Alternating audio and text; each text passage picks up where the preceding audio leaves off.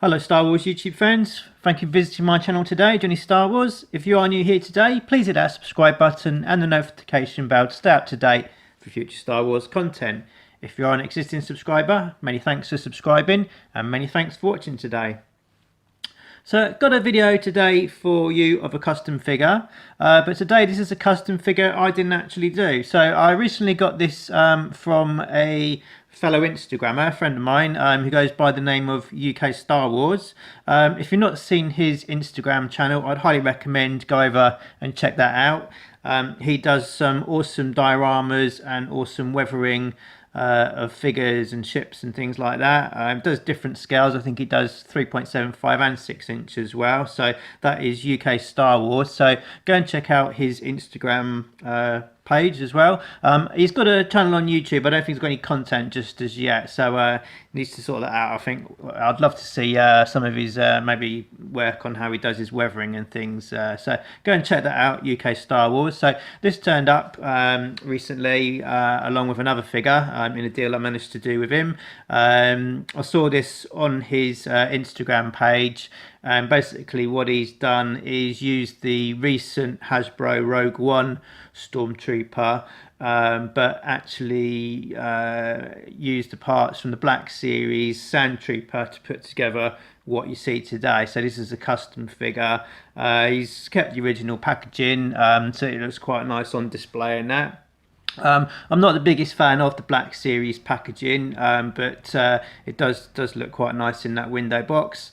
Hopefully one day we will get a Sandtrooper as part of the vintage collection, updated with a new sculpt. And as I say, I think the rogueone sculpt is going to be the definitive sculpt for the Stormtrooper. I will show you a few comparisons in a minute, just to show you truly how great this sculpt is on this particular figure. So if you hang around and we get this figure out of the box and have a closer look. So we've removed this figure from the packaging now, and we'll have a closer look at what we got here. So he's done some super weathering to this backpack. If I show you the sort of standard version, you can see what a difference it makes just with those additional paint applications to that. So that was just the sort of standard version, and then the weather version that we got here.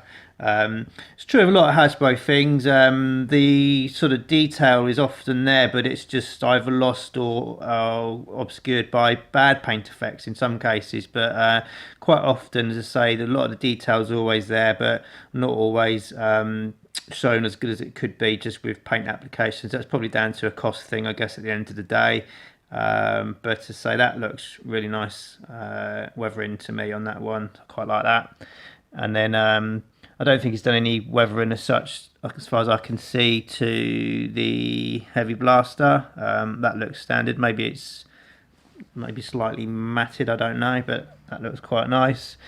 And then we got the sort of regular blaster. Again, that looks standard as such. And then we got this, I don't know if it's called a security patrol droid or something. That's from the special editions. I'm not a fan of some of the content that went into the special editions. I think a lot of it is a little bit of a distraction at times. So that comes in the special edition. So not too worried about that either way. And then we'll have a look at the figure itself. So again, this is the rogueone Stormtrooper, but with the addition of the Sandtrooper pauldron and with the weathering as well. So done a very nice paint job on this figure. Just looks straight out of the sands of Tatooine as such. Really like that. It's interesting just to point out on the rogueone Sandtrooper, the neck joint or neck post is different to what we've had in the past, with regards to sort of like the legacy Stormtroopers. So I'll just pop this off and show you what he's done here. So got a sort of a drilled out area there where you see that very well. So that's actually a tiny little ball joint on like a, I think it's like a double ball joint. Ball joint. So there's one in the top of the helmet and one slightly lower off, and I think that's what's giving that extra range of movement on the Rogue One Stormtrooper. Get it right in there. So that's slightly different to how we've historically had the ball joint on the figure. So this one, by comparison, is the legacy one, and using the 3.75 5 points of articulation rogueone bucket. So that was a little custom I did a while back.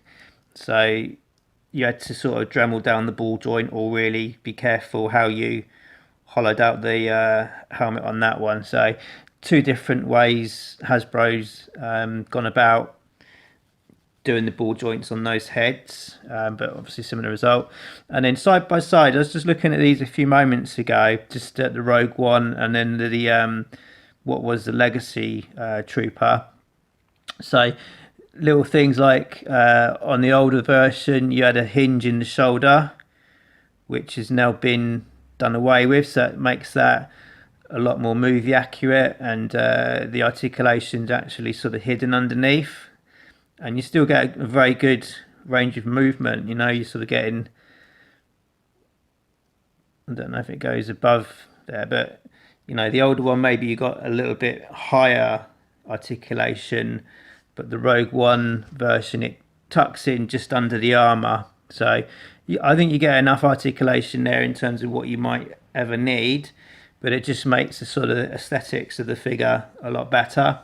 And then other things as well, I noticed just things like the ball joints on the Rogue One version, a lot smaller sort of elbows, whereas on the Legacy one it's quite chunky underneath there. And things like the sort of armor gauntlets on the Rogue One version is a lot slimmer, so it looks a little bit more sort of natural looking compared to like the Legacy one. I don't know how well you can see that on the camera. And then just the only other little niggle I've got about the Rogue One Stormtrooper is the bottom of the legs.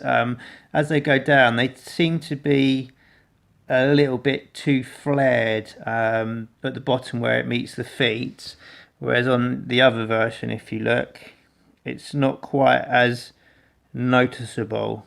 Don't know from the side if you can see that. That's the only sort of little niggle I had when I was just having a closer look at these a few moments back. But so back to this figure, I really like this. I see it on his Instagram page, and I know he does sell a lot of stuff after he's sort of done his weathering and bits and pieces. So I tapped him up and said, if you ever sell this one, give me first dibs on it, and he said no, you can have it. So we managed to work out a deal. So I was quite pleased to get this one. It was a custom figure I did plan to do anyway, and sort of when you work out what it cost and the time involved to do it, it was a no-brainer really. So I'm glad he sold this to me, and I'm glad to have this addition to my collection. So yeah, quite interesting. Really like that figure. Looks going to look great on display in my cabinet.